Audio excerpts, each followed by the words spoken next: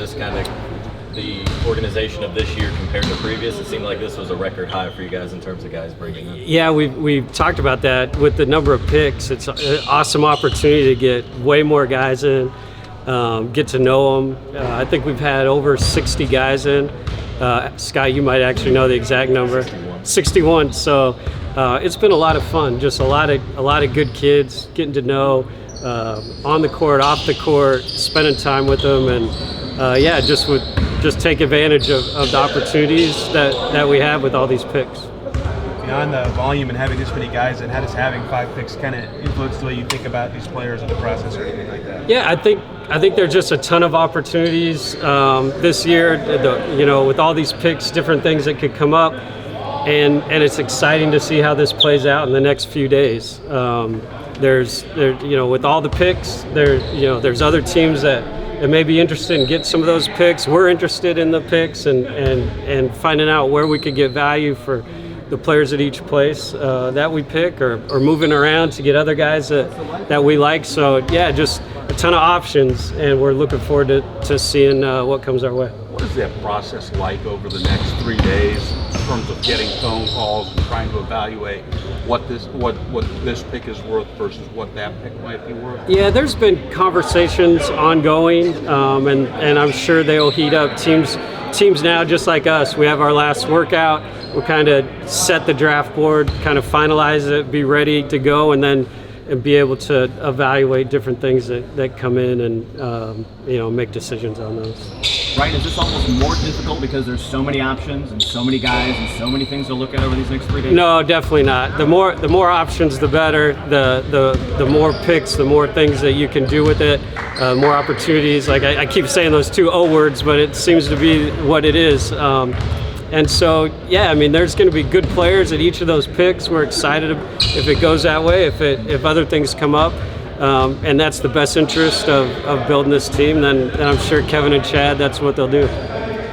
You talked about the possibility of things moving in. Did you guys kind of go into this thinking we've got to prepare to pick at any level? I mean, like not even just the ones you have, but we've got to prepare like we could move to any spot? Yeah, that's a good question. Every year in terms of preparation is the same. We prepare 1 through 60 and then even undrafted. So in terms of the work we did, it's the only added thing was having more kids come in here to work out and being able to see them for those picks. But in terms of the scouting, the process, it really doesn't deviate year to year. We try to improve it every year for sure. We try to add new things, figure out where we need to get better and do that. But in terms of the kind of the skeleton of the process, it stays relatively the same.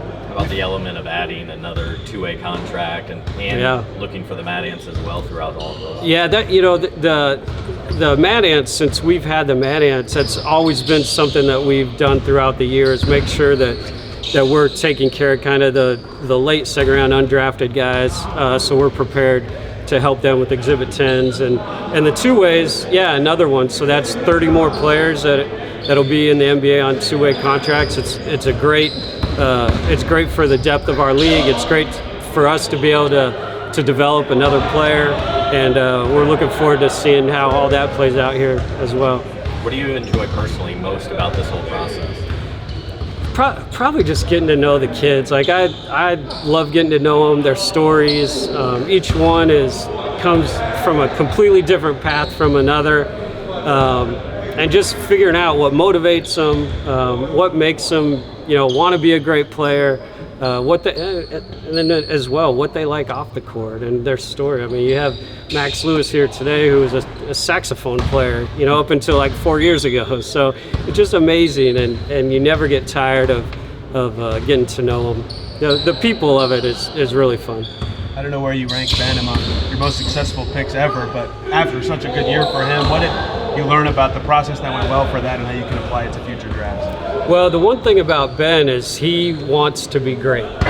You guys interview him, I'm sure you get a feeling of that, and that really was apparent from the first time that we ever talked to him. He is determined to be as great as he can be. So, we want players that want to be like that. Last year was the highest pick that we had in a long time. This year, just 1 pick behind it, and we want another player that wants to be great. These guys, we we go into this looking at these lottery picks. They need to be big pieces for us. They need to be great players for us, and that's what we're looking for. So, go ahead. How does having someone like Ty, both from his talent level on the floor and as someone, giving input in this process, impact things too? Yeah, Ty is great. Like, Ty's a basketball junkie. Ty watches all these guys.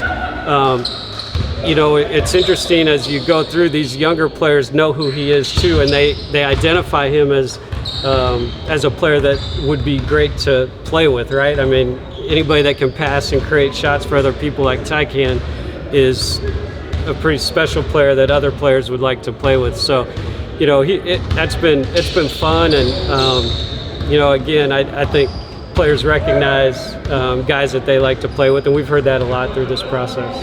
How difficult is it to gather things on these solo workouts as we see more and more agents kind of push for that at the top? Yeah, there's positives to them as well. It's not all negative. It's not all about 3-on-3. So I would say actually in some of them we may have actually learned more just by working with them 1-on-0 and by themselves than we would have if they were thrown into a group. So as you work through this and go through the process and deal with all that kind of stuff, like how workouts are constructed, I think you got to look at the positives as well as it would be great if we could do 5-on-5, but that's the rules don't allow that. So whatever situation you're in, you want to get the best out of it. And again, I do think there was several of these where working with them by themselves, you actually learn more or some different things than you would if they were with other guys. Do you feel the importance of JP even more during those, and in what ways do you try to utilize him? Yeah, JP's a hooper. JP loves working out with those guys, and does a good job. So it's good to have somebody like him out here. How particularly valuable was he this year? Because obviously we're looking at a lot of bigger wings that you kind of want to see if they can guard guards. Yeah. How particularly important was he for you guys this year to kind of put those guys in those situations and see if those longer guys can keep a guard like him in front of them? Yeah, I mean, you see that during the season to a degree. It's something we evaluate all the time. The way the NBA has changed and everything is switched all the time, and those kind of things you're talking about. So any kind of, as well as you need little guys to be able to fight big guys. So you look at it both ways. Again, like I said, JP is a hooper.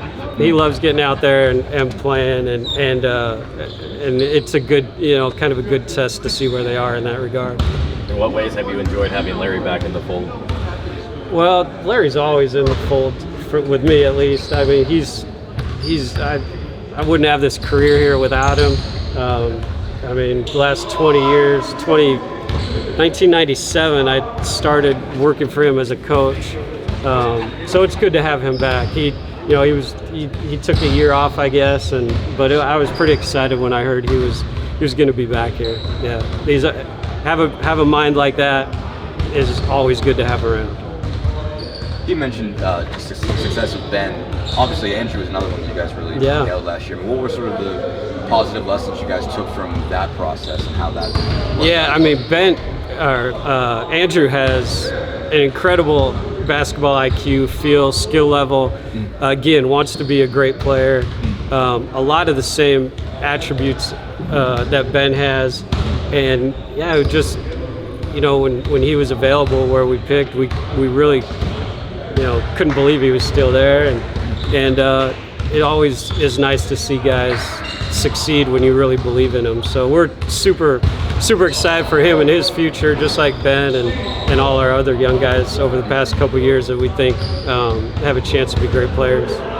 From today, do you now move forward with just further discussions about if you're taking this pick, who do you like, and then Kevin jumps in and shares his opinion last? Yeah. We talk about all different scenarios, different combinations of guys being there. Most of it is kind of drawn out on just the order of the board, but Kevin and Chad and Kelly and Ted, and we'd sit in a room, and sometimes Kevin feels strongly about something that's a little bit different. So those are the discussions that'll be had over the next few days for sure. Again, there's still little bits of information trickling in. This process is it's definitely alive until you call the pick in. So lots of work still to be done, lots of discussion.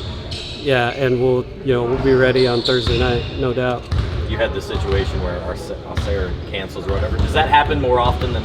Yeah, you were aware of? that was interesting because I think it happened like a minute after the release was out. Wes could confirm on that. I don't remember. It was close. So stuff like that. There's always changes in the process, and that one just timing wise, happened a few minutes later than I would have liked it. But that's the way it goes. It's a changing process, and you roll with it and find other ways to do your work.